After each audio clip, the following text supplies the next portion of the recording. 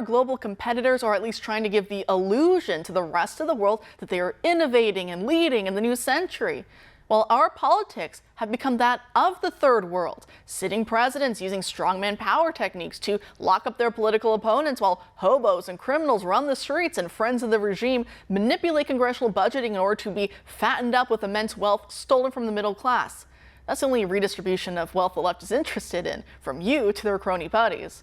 A new article today at The Federalist details the digital arms race happening right now between the U.S. and China.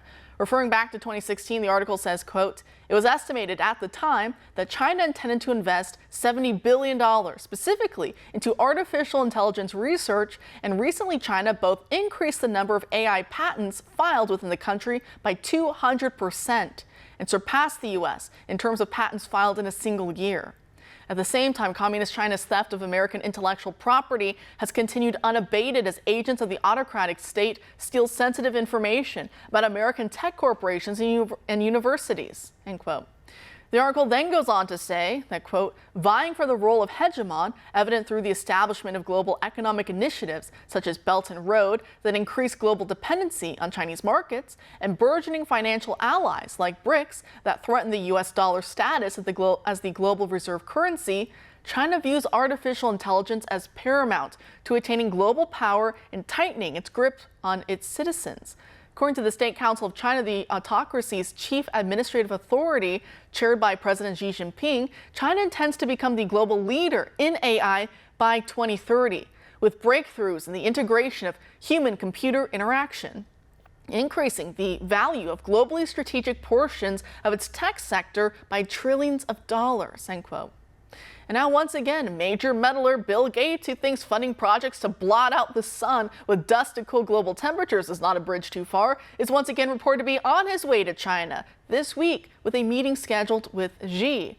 I'm pretty sure the last time they hooked up, the world got COVID and governments shut down based on what those two were saying. So what are they cooking up this time? Join us now to discuss all this and more is Benjamin Weingarten, the editor-at-large of Real Clear Investigations and a senior contributor for The Federalist. Benjamin, thanks for being here tonight. Thanks for having me. It's always a pleasure. Great. So China becoming the world hegemon, at least that's where they're trying to go right now. Are we as the U.S. adequately prepared to tackle that while we're eating each other alive like a third world banana public, as I mentioned earlier? We're not even close to grappling with or being prepared to grapple with a China that is pursuing a China first policy, as you note, a global hegemonic strategy, in part because we are not pursuing an American vision of being a free, independent, self-sufficient, culturally strong and dynamic power that, as a consequence of that, is so rich and powerful that we can do as we please in the world, consistent with our interest.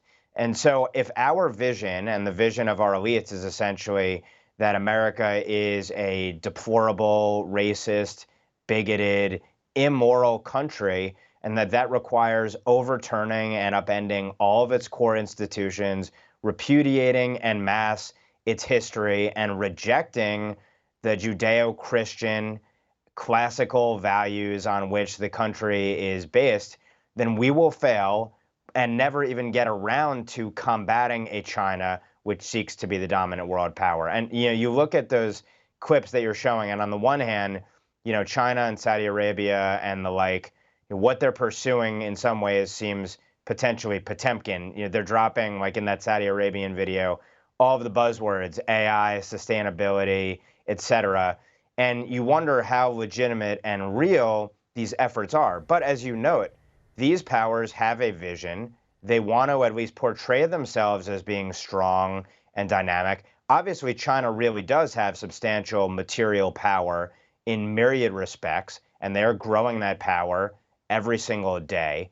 And to the extent America's engaged in the world, it's trying to export its progressive radicalism. And that is a recipe only for turning more powers against us at the very time that China and others are seeking to become dominant powers and engaging in partnerships and alliances and trying to create wedges in the partnerships and alliances that we had formed over many decades.